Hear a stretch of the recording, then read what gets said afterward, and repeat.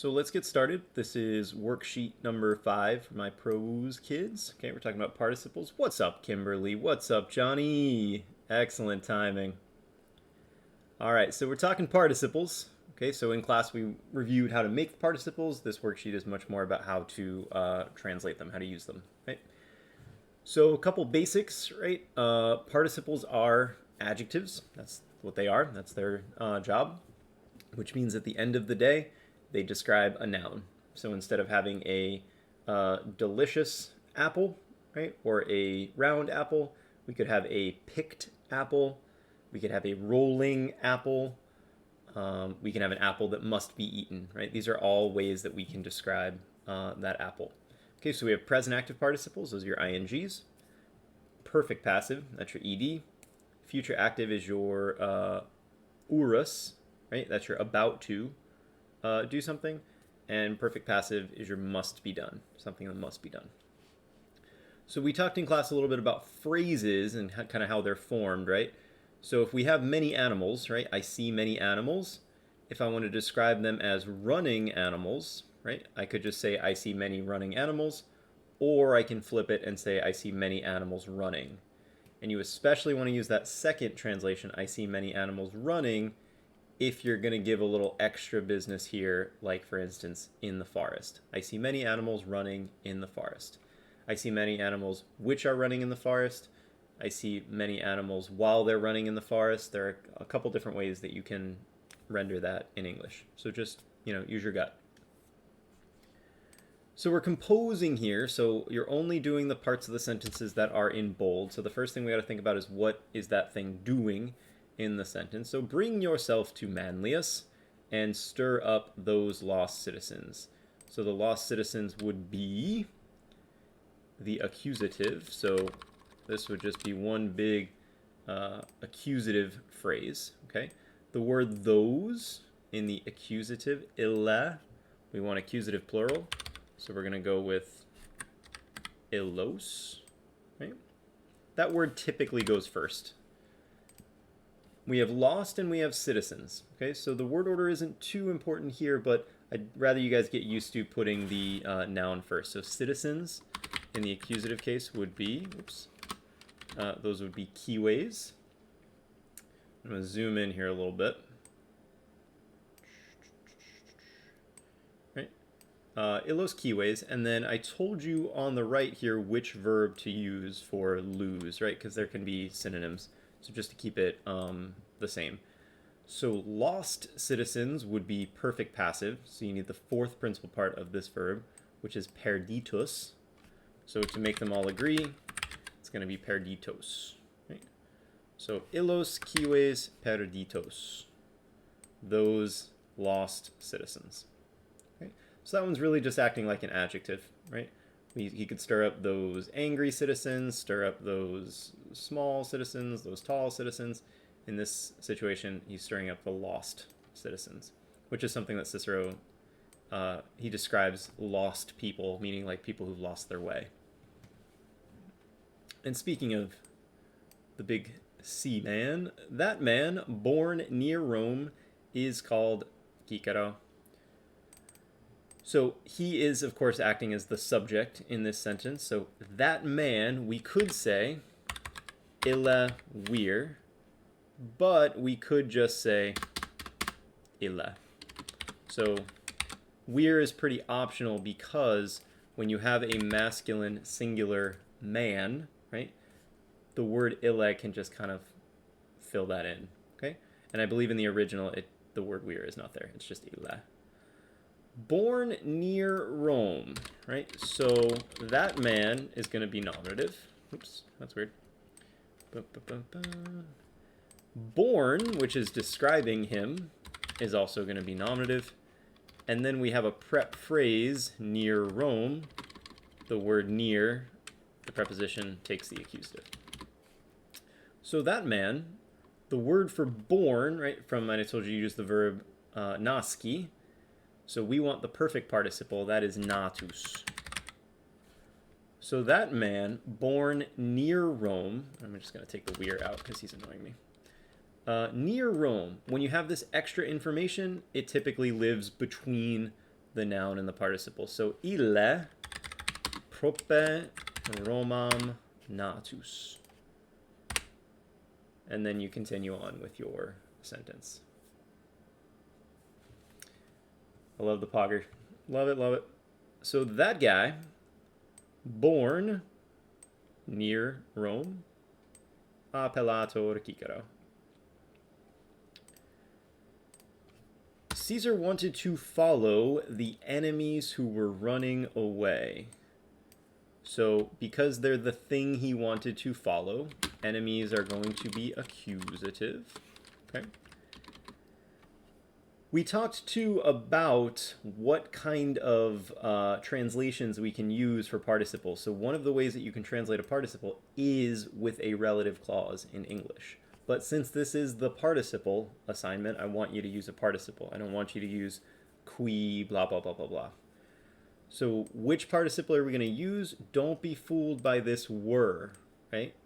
These are running away enemies. They are enemies who were running away. The only reason it's were is because this entire sentence is taking place in the past. So this helping verb kind of gets drawn back in the past as well. So what we want is running away, present active participle, and we want it to be accusative.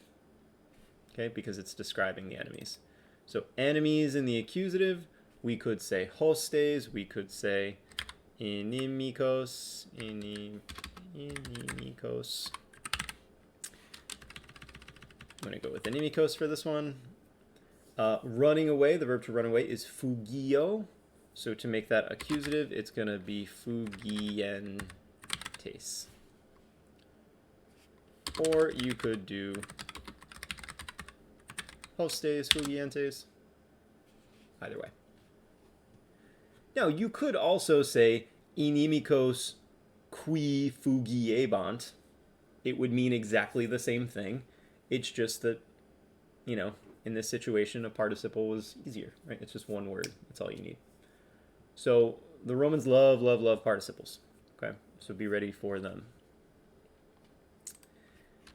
The eyes and ears of many will watch you while you are not sensing it. I know that sounds like a wonky sentence, but that actually does come from Cicero. And I did tell you to use sentire, so keep that in mind.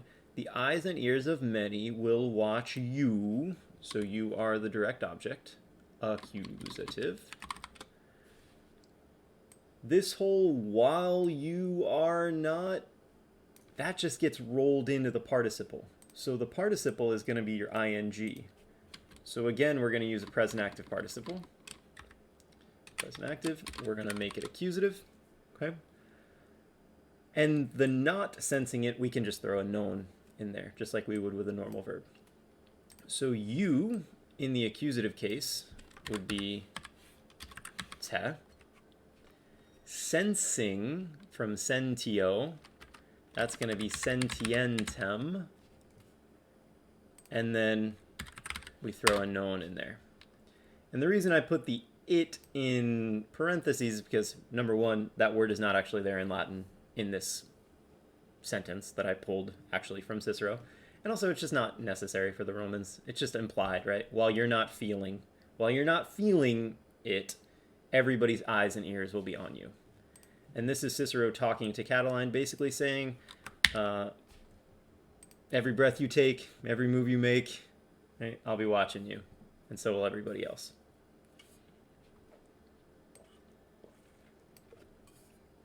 And again, that whole while bit, that gets rolled up into the participle. Okay, we added that in English, but it's so much shorter, it's so much more concise in Latin. You just put the participle. I saw my future, which has been joined with yours. So my future would be in the accusative, because it's the thing I saw, which has been, right, just roll that up into the participle, joined. So that's going to be a perfect passive, right, ed. We're also going to make it accusative, right? And then with yours, when you use the verb coniungo, it'll typically do a cum again with the ablative. It can sometimes be with the dative. I think I've seen it both ways. In fact, I'd have to go back through my, dictionary, all the many, many, many, many, many entries for coniungo.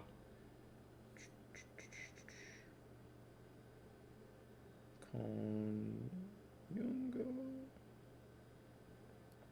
But anyway, I believe you can use it for both. Okay. Yungo. Oh, it's got it with a J. That's why. I'm like, why can't I find this? So we're not going to worry too much about using the exact right construction here because we're just practicing with our participles. Okay. So we're going to go with the cum translation here, but I'll look up later and we'll chat in class about it.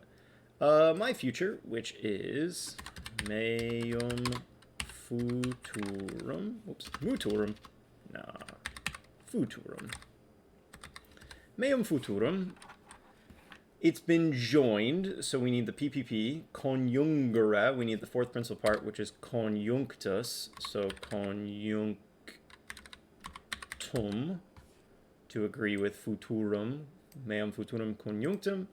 And cum tua. The reason that you'll see it with cum sometimes is because con on the front of a verb is basically cum. So it's that compound verb situation where you'll use the same preposition. Because conjungo literally means to join with. So my future has been joined with yours. It sounds redundant to have both of these cons in there, but in Latin it wouldn't be redundant. All right, why are you waiting for the advice of the senators? And I could have easily done this, who are speaking, right?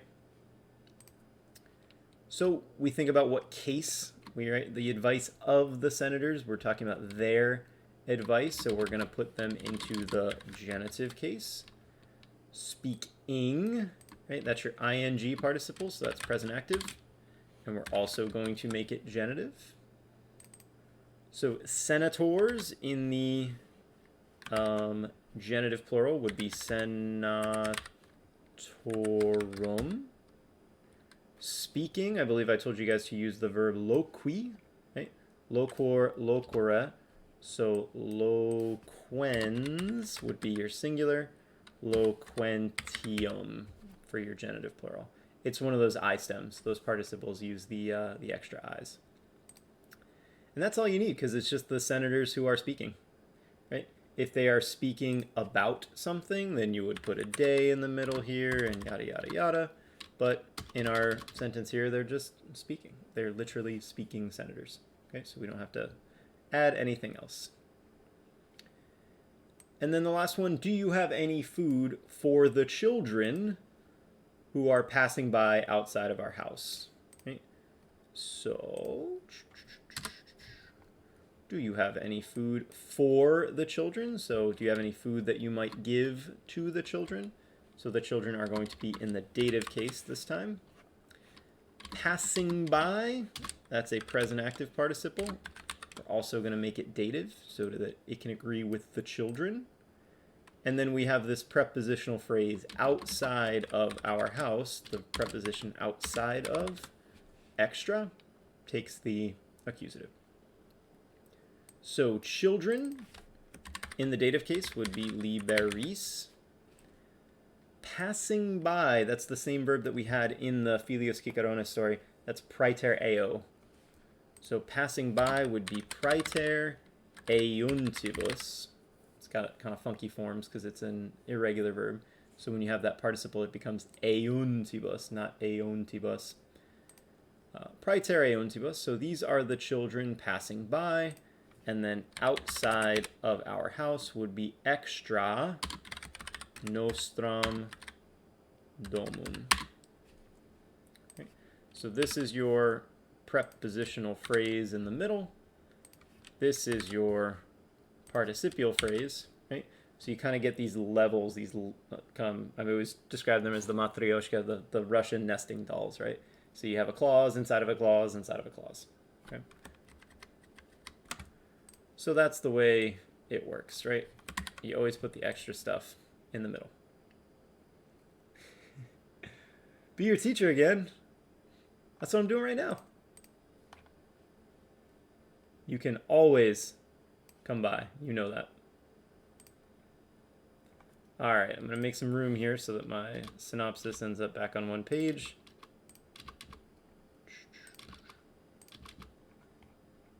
There we go. Oops. All right, let me zoom out a bit.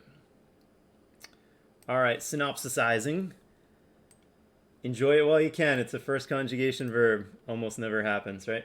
So the reason I'm doing second person singular is because as we get ready to read Cicero, he loves to speak in the second person because his whole speech is directed at you, Catiline, the man sitting in the room who is accused of plotting to overthrow the government. So there's a lot of second person singular and a lot of first person singular too. So verb forms that we don't often see, particularly in the 9th grade or whatever year you read Caesar, right? Caesar writes in the third person. All right, concitare, to stir people up. So present would be concitas, right? Like, I had to think about that for a second because how often do you get to do first conjugation? Unless you're in my 8th grade class, which we're doing this week. Concitas and concitaris, right? Ris is your passive ending. Concitabas and concitabaris. And we get to use Bobby Boo, concitabis, and passive of bis. I'm going to take a sip and see if little big boy's got it. Bis in the passive becomes oh,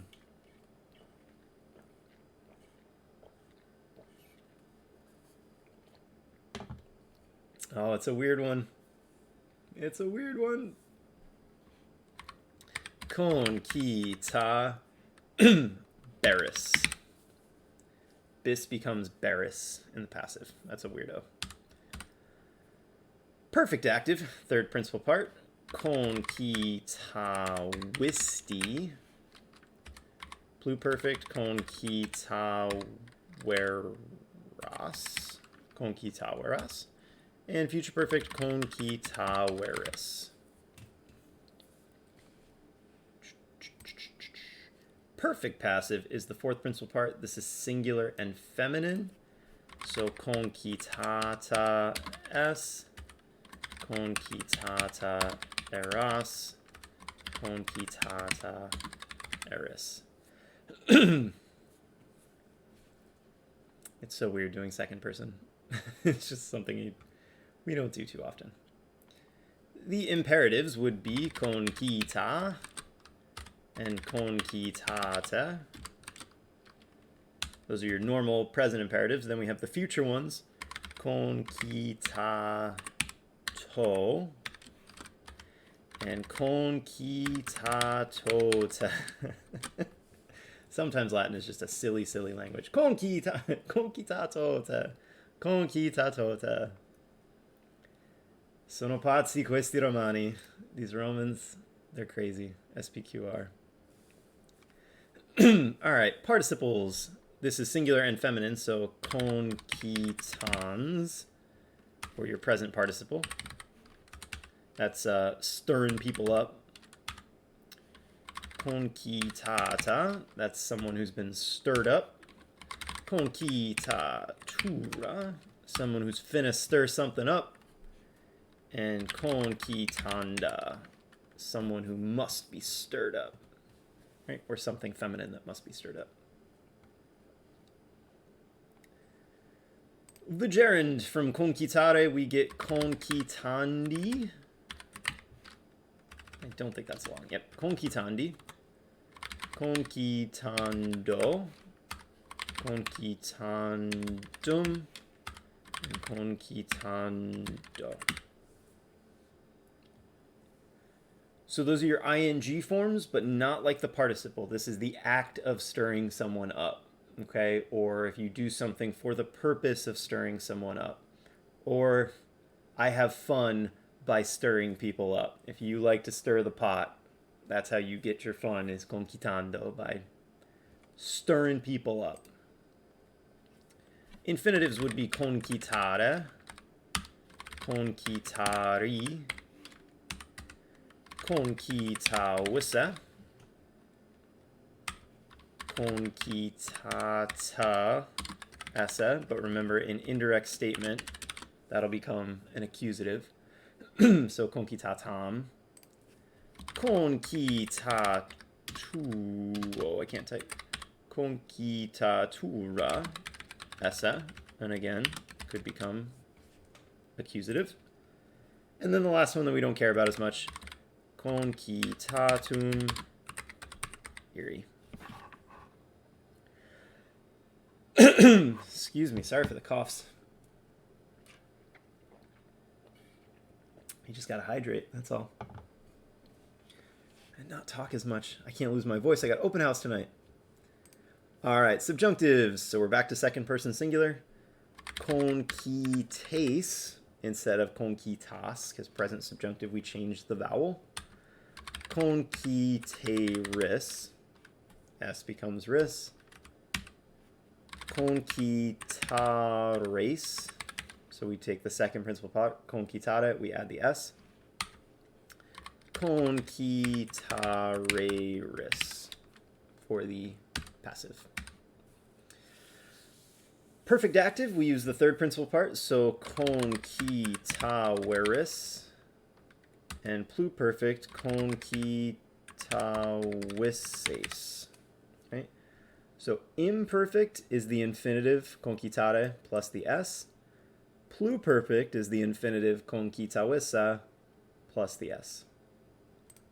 And then for the passive, conquitata sis and conquitata esses.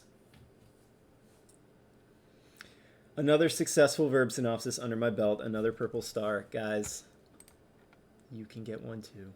Just got to practice, that's all. All right, so I'm going to cut it here. We are going to have our quiz on Friday, which if you're watching this on Thursday, means tomorrow, over participles. So I'll be in office hours after school today, and just shoot me an email if you want to review anything before we take the quiz. And for my viewers in chat, thank you as always for coming. See you guys later.